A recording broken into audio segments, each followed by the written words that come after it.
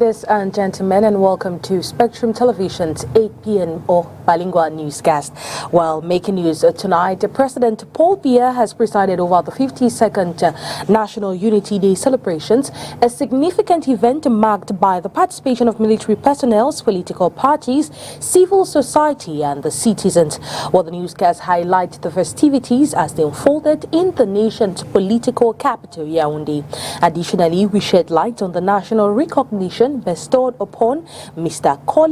Mukete Colin Ebako, the founder of Spectrum Television, for his remarkable contributions to the nation's advancement. Well, this and many more will be yours in tonight's edition of the 8 p.m. Bilingual Newscast.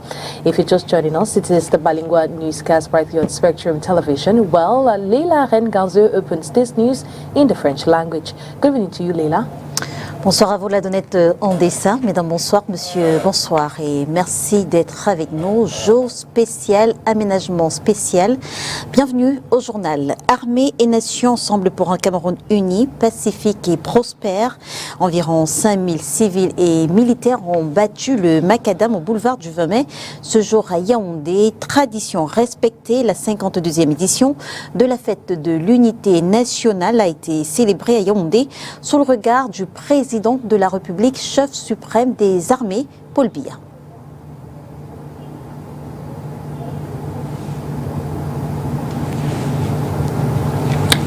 Mais Yaoundé ce 20 mai 2024. La limousine ayant à son bord, le chef de l'État fait son entrée. Paul Biya descend, effectue le premier acte. L'hommage au drapeau et l'hymne national retentit.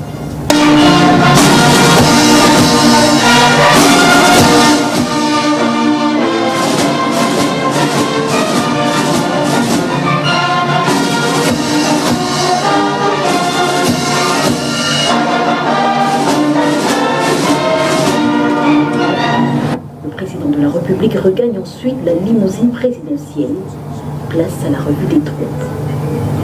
La voiture s'arrête enfin devant la tribune présidentielle où sont présents tous les invités, n'attendant plus que le chef de l'État prenne place. Le président Paul Biya installé, le carrousel est exécuté pendant 5 minutes par la compagnie musique de la police nationale, titre « Ensemble pour l'unité nationale dans la paix », déclinaison du thème officiel du défilé.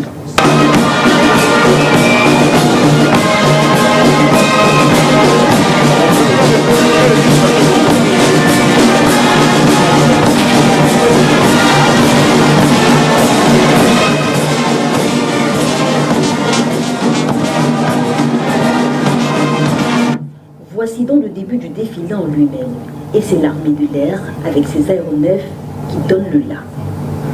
Ouverture dans les airs avec le drapeau et le passage des fumogènes, sous le regard du président Paul Biya, le commandant des troupes, le général de brigade Donatien Milingi Nouma passe, c'est l'ouverture du défilé militaire à pied. Il dure 45 minutes, avec la Guinée équatoriale, invitée spéciale de la grande parade militaire, à travers la participation d'un détachement des forces armées. Il s'agit d'un contingent interarmé de 108 éléments. La parade civile s'ouvre ensuite avec les jeunes de l'INJS et le défilé des militants du FSNC du ministre Issa Tiroma Bakary donne le ton pour ce qui est des partis politiques. Comme il fallait s'y attendre, des 369 légalisés au Cameroun, seuls les partis représentés au Parlement, 9, défilent, exception faite du PCRN, interdit en raison des dissensions internes, mais dont le leader Cabral Libi est tout de même présent dans les tribunes. Armée et nation ensemble pour un Cameroun uni, pacifique et prospère. Environ 5000 civils et militaires ont battu le macadam au boulevard du 20 mai ce jour à Yaoundé. Tradition respectée, la 52e édition de la fête de l'unité nationale rentre en gare. De notre aspiration. From the political capital, we take you over to the economic capital of Cameroon, where Mukete Colin Ebako, CEO and founder of Spectrum Television, has been recognized by the state for his contributions towards the progress of the nation. Well, he has been bestowed the Knight of the National Order of Valor by the governor of the Littoral region, Samuel Dieudonné Ivaha Dibois. Let's take a listen to this report. On this momentous occasion, the 52nd National Unity Day, the state has honored Mukete Kolide Bako, CEO and founder of Spectrum Television, with the extinct Knight of the National Order of Valor.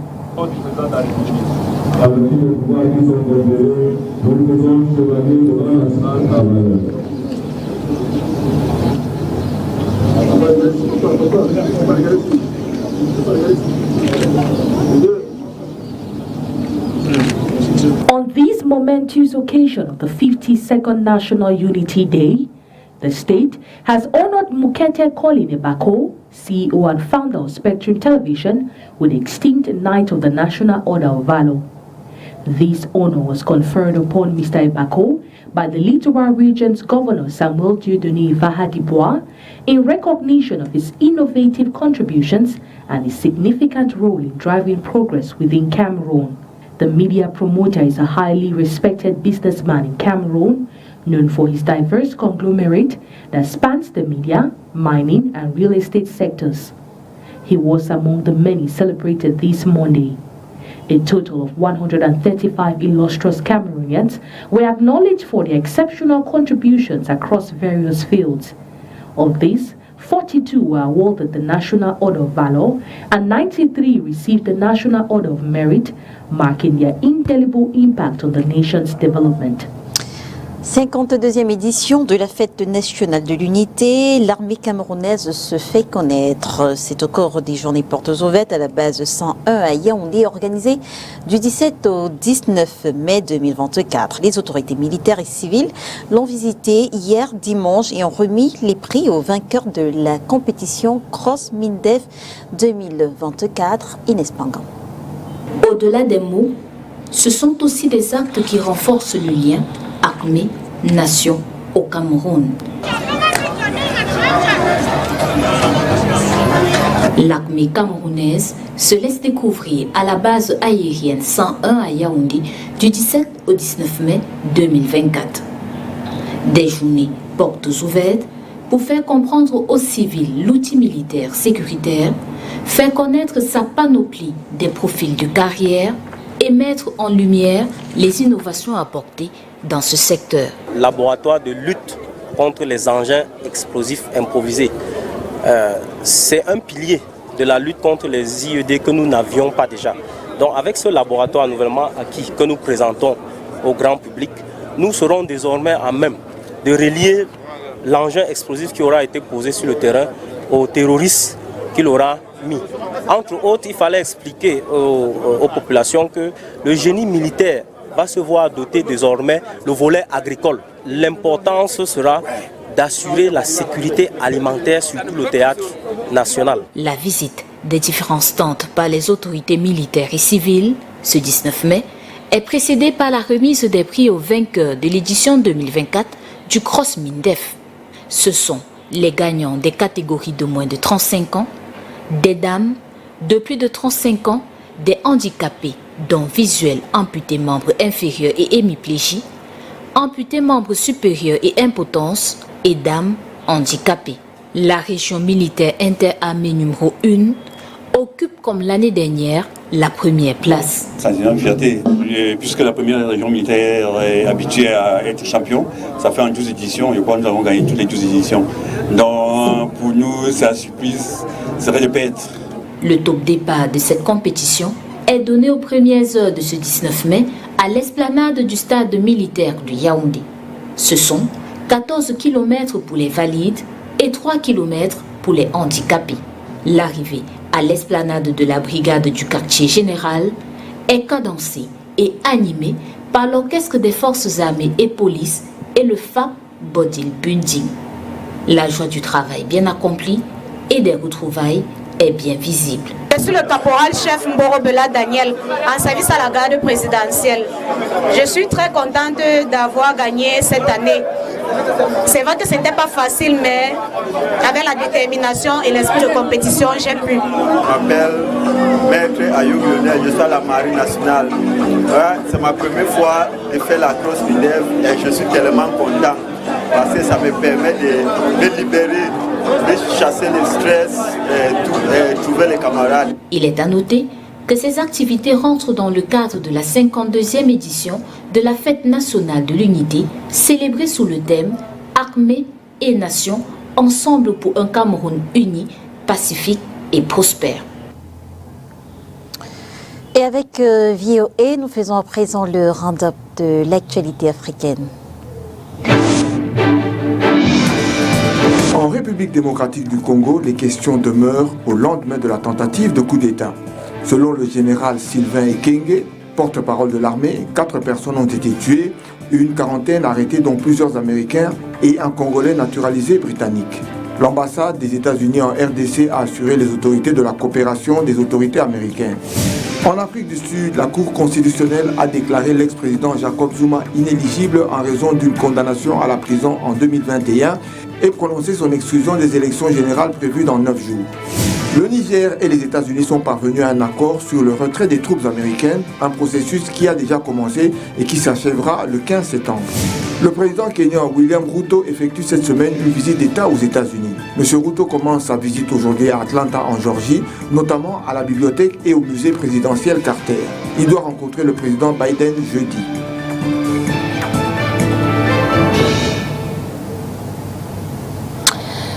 We move over to Kenya, where journalists living in exile in Kenya are finding support to continue working in their professions thanks to a fellowship provided by media groups. Well, the Voice of America has this story.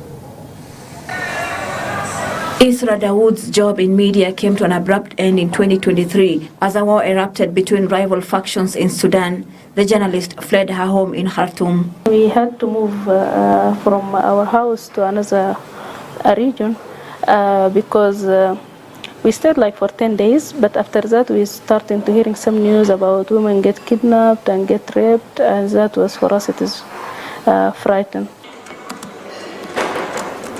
Arriving in Kenya last May, Dawood had to rebuild her life. Thanks to a media support program, she had a helping hand. An initiative between the German-based Media Incorporation and Transition, or MICT, and African partners helped enroll her in a hub for exiled media. She received a MICT fellowship that includes financial and legal help and safe working spaces for journalists affected by conflict in Sudan and East Africa. She also received training and connections to media outlets that can publish her work. I wrote 3 articles, of course, under the supervision of the project. So I always, when I was sending the materials, sometimes they have small maybe comments that you should focus on this, you should write this. I think this a good learning process. So far, the hub has helped at least 80 journalists globally, 15 of them in Kenya. A panel reviews and selects applicants. The fellowship usually runs for about 3 to 4 months, and the holistic support structure consists of 7 concrete modules which are offered on an individual basis and include livelihood support, security considerations, mental and physical health support, integration and legalization offers. Partners in the program, like the International Press Association of East Africa, or IPEA, helped by setting up press credentials and finding publications willing to pay for articles. They also provide working spaces. This is basically a huge chunk of what we are trying to even continue more, and especially expanding to have this co-working space where people can come and even just brainstorm creative ways of doing things, new ways. Conflict and repression are forcing hundreds of journalists to exile each year, say UNESCO. You also have journalists who face political repression, legal harassment, censorship, risk of retaliation from criminal groups, or simply lack of job opportunities and weakening media landscape. And in Sudan, UNESCO estimates over 8.5 million people have been displaced in the past year, including journalists like Dawood, who hope to return home soon.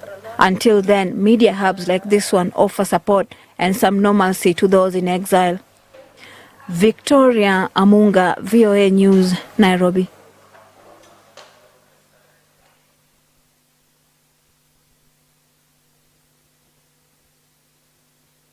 bilingual newscast right here on Spectrum Television. Do have a wonderful day, a wonderful night in the company of our programs. Good night to you, Lila Henkansu. Bonne fête de l'unité à vous, la Donnette Ondessa. Mesdames et messieurs, merci de nous avoir suivis. On se retrouve dès demain, 20h, sur les antennes de Spectrum Télévision. Si bien sûr, Dieu le veut, bonne fête de l'unité à tous.